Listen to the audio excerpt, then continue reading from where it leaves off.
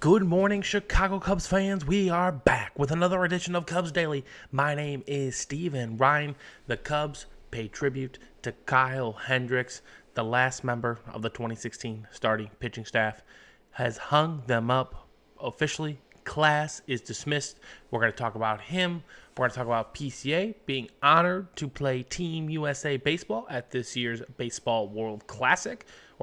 World Baseball Classic. And then we're going to go over a couple of free agents that I'm just curious about if the Cubs might kick the tires on. But before we get into all that, just want to give everyone a big thank you from the bottom of my heart, continuing to show support to the channel. You guys and gals are the absolute best. Continuing to share your thoughts in the comments, hitting that thumbs up button, and of course, if you've already subscribed, you know you are awesome. But if you are new out there, subscribe to the channel. We're on the road to 1K. Let's get into it. So, Kyle Hendricks officially hanging them up. What a fantastic career by Mr. Kyle Hendricks. Honestly, one of the most underrated pitchers in Cubs history, in my opinion. He never blew you away, but he was crafty. It's hard to give someone the Greg Maddux comparison because Greg Maddux was so dominant at what he did, but I'll say it like this. Hendricks had shades of Maddux. Maddux did it over a 20-year career. Hendricks was able to get hit up a little bit towards the end of his career, but when Kyle Hendricks was cruising, he was on another level. And like I said, the Cubs officially paid tribute to that man right here today via the Twitter. An absolutely beautiful post right here. Let's just take a little bit of a closer look. Congratulations. I love the graphic as well. Congratulations, the professor. Kyle Hendricks ranks amongst the most consistent pitchers in Cubs history, earning 2016 NL ERA title. Again, he was third in the rotation behind Lester and Arrieta. And starting Game 7 of the World Series. And honestly, in that game, I thought he should not have been taken out. But, tensions are high. You guys know how Joe Madden did things. But either way, he was the man. He clinched the pennant for us in Game 6 at Wrigley Field in one of the most dominant starts I've ever seen him pitch. I also just remember specifically a really, really young Kyle. I'm sorry, not really, really young, but the year prior, right? I was very worried. I think it was Game 3. No, it was Game 2 of the NLDS against the Cardinals, and we needed a win. Okay, we were down 1-0, and Hendricks threw a gem, and honestly, it might have flipped the series for the Cubs in that favor. And again, he was just so professional, humble, quiet, calm, cool, collected. You never saw a different facial expression from him, whether he went all 9 innings or he only went 2 1/3. He was the same guy day in and day out. The approach, the consistency. Kyle Hendricks was awesome. Is he going to be a Baseball Hall of Famer? Probably not. But is he going to be remembered by Cubs fans for a long time? You better believe it. Now, I hope the Cubs bring him back in a front office type role. We will see if they do so. But either way, what a great career. Salute to you, my man, Kyle Hendricks. You were an absolute professional. And again, just another reason that pitching staff was so dynamic in 2015 and 2016. Lester, Arrieta, Hendricks. Enough said. That is a big-time big three, and that is why you saw probably the golden era of Cubs baseball was due to that pitching. Just a little bit, and became one of the only 6 Cubs pitchers in the modern era to surpass 1,500 innings, solidifying his legacy as a steady, cerebral anchor of the rotation. And honestly, he was one of the last guiding lights, right? He pitched all the way up until 2024, I believe. Yep, and then, in 2025, he played for the Angels, and then he called it quits. Career with Cubs, 270 starts, 1,500 innings, 1,259 Ks, 364 walks, and a 3.68 ERA. Just nothing but business as usual for Kyle Hendricks, and he was just the man. And salute to him. And it wasn't like he was a fireballer. He was a pinpoint pitcher. I remember that complete game 81 pitch against the Cardinals on a Friday at Wrigley. He just, you never know with him. Sometimes towards the end, especially, like if it was not right, he would get rocked. But when it was right, Kyle Hendricks was just the absolute man. So congratulations to the professor. I'm excited to see him back with the Cubs organization in some capacity. I'm not sure what that's going to be. Probably as an ambassador to the team alongside Rizzo and co. So I'm glad he's back with the Cubs. And again, congrats on an absolutely fantastic career. So it was sometime last week during the MLB Award Show. They officially announced that Pete Crow Armstrong is going to be playing for Team USA in the World Baseball Classic. Now, this is a lot more fun for me because I sometimes watch the World Baseball Classic. I'm going to be honest with you guys. There's just a lot of baseball to watch in general. So tacking on a whole nother month in the middle of spring training, if I'm not working, I generally work at nights. If I'm not working, I'll watch some games. But now I'm going to be a lot more locked in. I want to see PCA wear the red, white, and blue and play center field and make some big-time plays in this World Baseball Classic. That game, that championship game a few years ago was epic. I did watch that one. The one where Shohei struck out Trout to end it. I'm excited to watch PCA play in it and represent the Cubs. I think there's been Cubs on the team, but there's never been a Cub of this capacity. You know what I'm saying? Like, there's never been a starting center fielder that played for Team USA. Even during that 2016 era, Chris Bryant might have played on the team. I don't really recall. If you guys remember, please drop it in the comments below. But I know Javi was on like Team Puerto Rico. That was fun for him when he made that tag, that point tag and stuff like that. That was sweet. But Team USA, Pete Crow Armstrong, it's going to be electric. And I'm beyond excited for him to get a chance to put his name out there even more.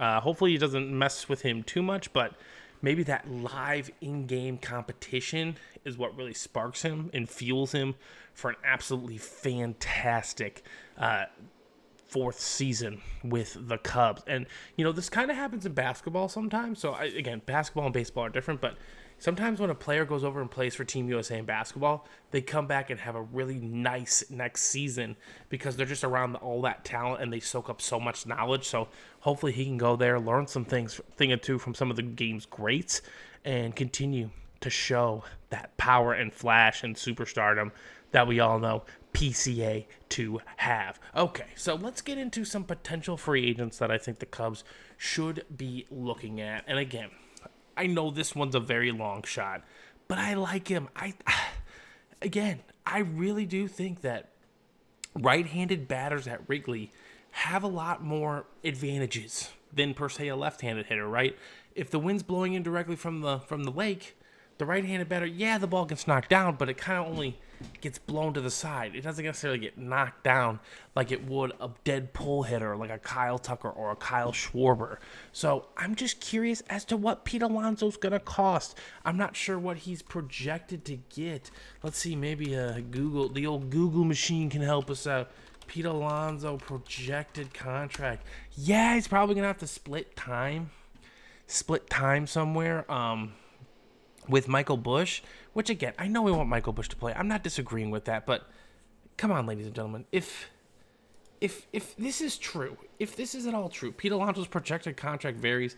Some analysts estimating 4 years to 110 million, while others project a longer, more lucrative contract, 6 or 7 years, potentially 150 to 182.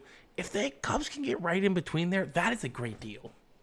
I'm sorry. That is a great deal. And again, he's just a power hitter. So, you know, again, I know the Cubs don't need him.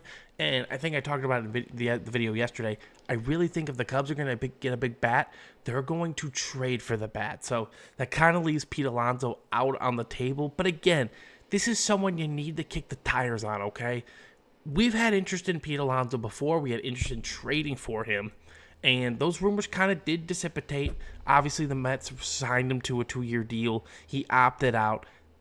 Let's just hopefully the Cubs are having a conversation with him. Just curious to see what the, what the market is for him. Obviously, when you hit 35 to 40 home runs and you drive in 100 to 125 RBIs every year, you're going to have a market.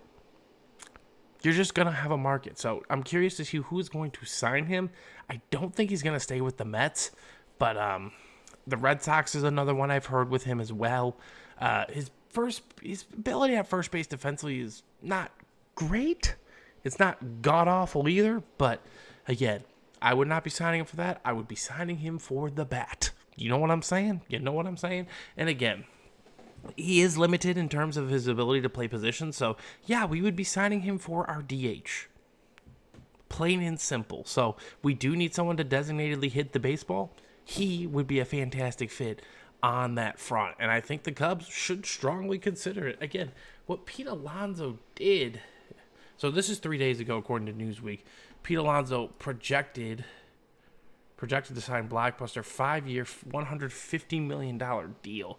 I don't know if necessarily the Cubs are going to be interested in that, but again, 38 home runs, 272 batting average, 126 RBIs. Yeah, he struck out a little bit, but that OPS plus 144, really, really good stuff from Pete Alonso. Could that have been a career year? Absolutely. That absolutely could have been a career year. But again, just another guy the Cubs do need to kick the tires on. But I've seen it in the comments here before, too, ladies and gentlemen. I agree. I think the Cubs might only have room for one really big free agent. I mean, they definitely have room for more, but I think in terms of budgeting and how they want to approach it, they kind of want just one big free agent, and I think that big free agent is going to be a pitcher. And if there's going to be any big contracts being signed, it's going to be internally in the sense of like we're extending Pete Crow Armstrong or we're extending Nico Horner or something of that nature. But again, I just want to touch base on Pete Alonso because I think he would be such a sweet addition to the team. I really think he would help us. Now, again, would he add a lot more left-handed bop? Yeah. Or would he take a lot more away because of the right-handedness? Sure. But again, you got a lineup of Nico Horner. I would personally bet Ian Happ second. I know it's crazy to say, but then I would go Pete Alonso, Pete Crow Armstrong, Seiya Suzuki, 3, 4, 5. I think that would do well. I would really like that. So, okay, let's move on in the deliberations of the free agents. I've talked about him before, Dylan Cease. Obviously, we know the Cubs have a connection there with Dylan Cease. Cubs drafted him, they developed him, they traded him for Jose Quintana back in 2017. But now there's just a lot of hype around the Cubs talking to Dylan Cease, but Michael King's not getting talked about enough. And Michael King, although was available at the end of the season and in the postseason, I believe he did come in towards the end. He is a very intriguing name that the Cubs could look into, right? 5-3 last year with a 3.44 ERA. Very solid career, 1.19 ERA. Again, not a lot to be desired for in that sense. He's not the ace of a team, but he's a really good pitcher. And Dylan Cease could probably maybe command more money. Maybe Michael King's just a much more team-friendlier option in that sense, right? Maybe they could go out and get two pitchers like Michael King and one of those other strong arms like Tatsuya Imai or Framber Valdez. I'm not sure what the Cubs are looking to in that sense for this position, but I really think Michael King's also an intriguing option. I'm personally more inclined to the right-handed pitcher coming on over to the staff because we got a lot of left-handers already. Shota Imanaga is also not guaranteed to be leaving the team. I haven't heard any rumors with him about where he might be going. So again, there's a lot of room, a lot of things to open up. Hopefully here, as we get closer and closer to the winter meetings, we're going to get a few more free agency signings. We've only really had one with the Josh Naylor. So again, but I'm going to look at Michael King. I wouldn't mind him on the team. It's kind of just dependent on what that cost is and what kind of per year value dollar he's supposed to be getting, right? Let's see what Michael King projected contract, because it might not be a lot, right? Because of the injury issues, right? So this article is from November 6th, according to Sporting News. Padres are heading into a fascinating offseason. Pair of Padres stars receive $100 million difference in their contract projection. So again, right, a team could sign King to a 1-year rental deal with hoping for the bounce back. So that might be really much more the Cubs way, right? Like sign him on a 1-year prove it deal, sign another guy to a 5-year deal, but like solidify the staff with a 1-year prove it deal with Michael King.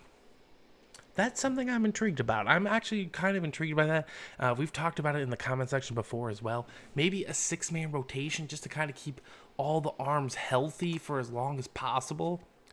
I'm kind of digging it, especially if that's going to be our focus pitching, right? So, Michael King, a name to keep your eye out for here on Cubs Daily and in the rumors for the Cubs. So, that's going to do it for today's edition of Cubs Daily. Again, ladies and gentlemen, thank you for all the support. If you guys are new to the channel, please hit that thumbs up button, subscribe to the channel, and I'll be back tomorrow with another one.